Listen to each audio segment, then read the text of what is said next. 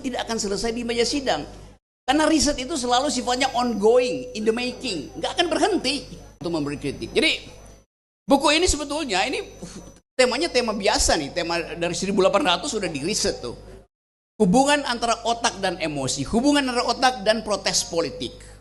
Kalau kita bilang ada orang oposisi, itu artinya otaknya memang ada fungsi dalam otaknya yang dihasilkan oleh kemampuan untuk reasoning. Itu dasarnya tuh. Kalau Anda baca riset tentang otak, ada dokter Spanyol namanya Damasio. Antonio Damasio. Dia bahkan mencoba membaca Immanuel Kant untuk mengetahui kenapa filsuf Immanuel Kant itu begitu cerdas. Padahal Immanuel Kant sendiri mengatakan, otak saya itu, kata Immanuel Kant, bisa membaca otak saya. Coba Anda bayangkan, jadi problem itu dari awal sudah diriset tuh.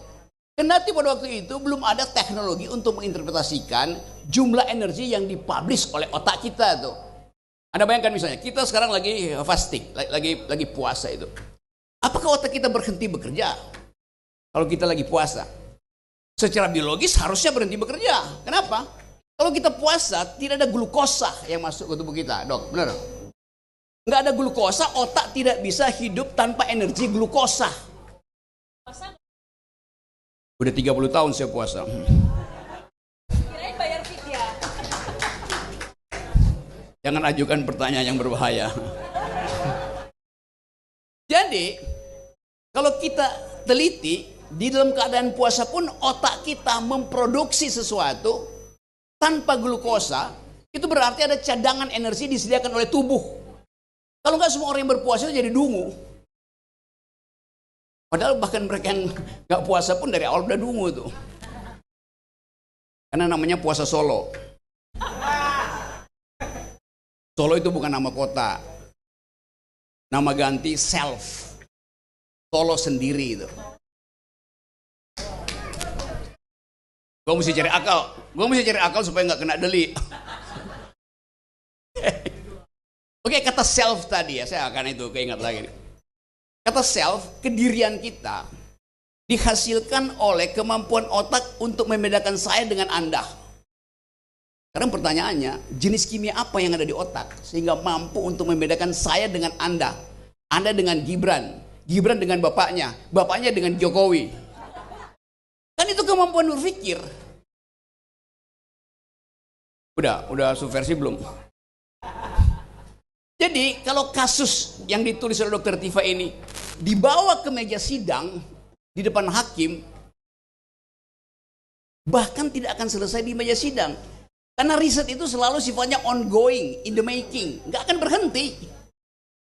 Jadi percuma membawa kasus ini ke meja sidang. Bawa kasus ini ke meja sidang akademis. Itu yang dari awal saya inginkan. Kalau saya diminta jadi saksi ahli, saya bersedia jadi saksi ahli. Saya bayangkan, kalau saya jadi saksi ahli, yang akan nanya saya itu jaksa. Jaksa itu belajar hukum.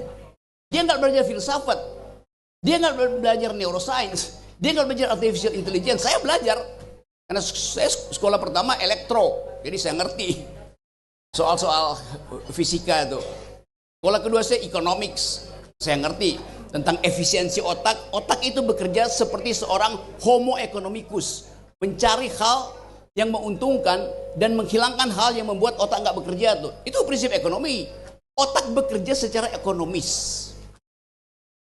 Jadi gobloknya, bukan gobloknya nih, tololnya kasus tololnya, dungunya kasus ini dibawa, dipancing-pancing Dr. Tifa, Rismond, Roy, yang otaknya berfungsi maksimal. Dari segi itu udah terlihat ketidakseimbangan. Otak termul itu adanya di dengkul. Jadi kalau ada kesalahan berpikir, termul akan dibedah oleh dokter ahli tulang. Ortopedi.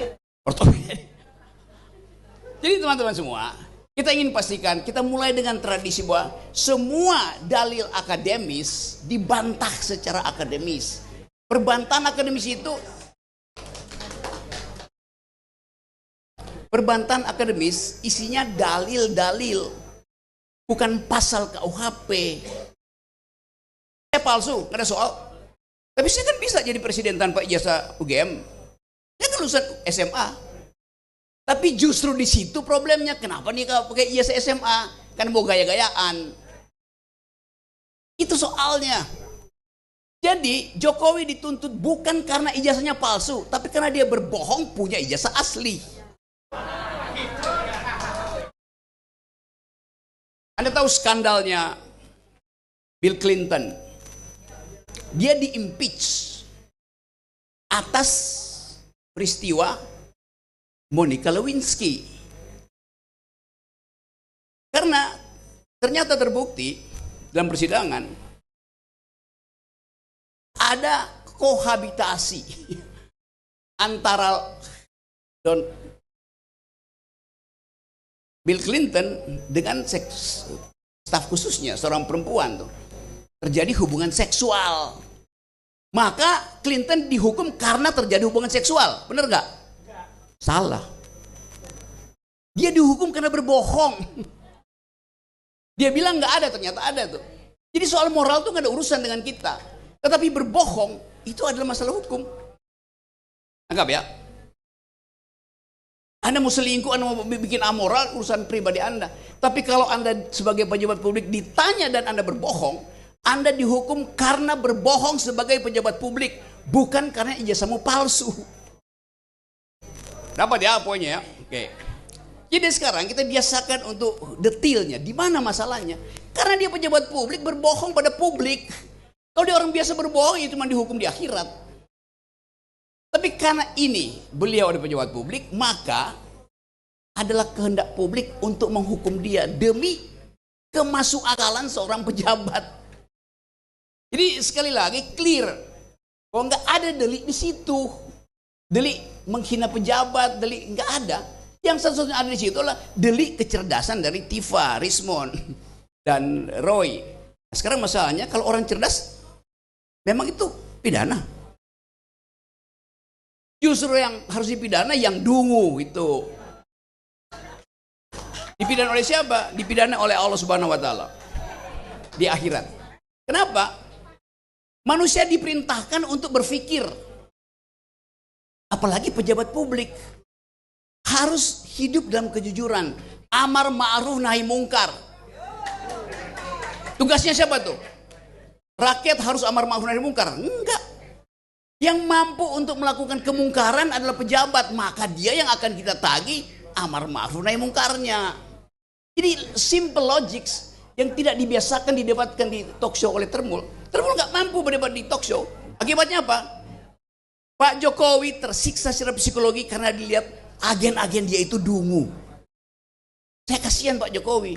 Kirim si ini, kirim si itu, dihajar oleh Rismond, dihajar oleh Tifa, dihajar oleh Roy. Itu doang argumennya, muter. Jadi kita ingin selamatkan Jokowi supaya dia kesakitannya itu tidak berlebih. Dan penyebab kesakitan Jokowi bukan Tifa, Roy atau Rismond, tapi Termul sendiri itu. Kalau Termulnya pinter, kasus ini udah selesai dari 2 tahun lalu tuh. Tapi Termul juga berpikir, kita jangan jadi pinter, biarin jadi dungu supaya amplop Jokowi jalan terus.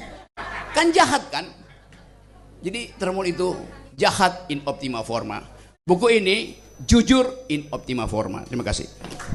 Stay updated. Info terkini masih banyak. Jangan lupa subscribe, like, dan share YouTube official OKZone. Dan selengkapnya ada di okezone.com.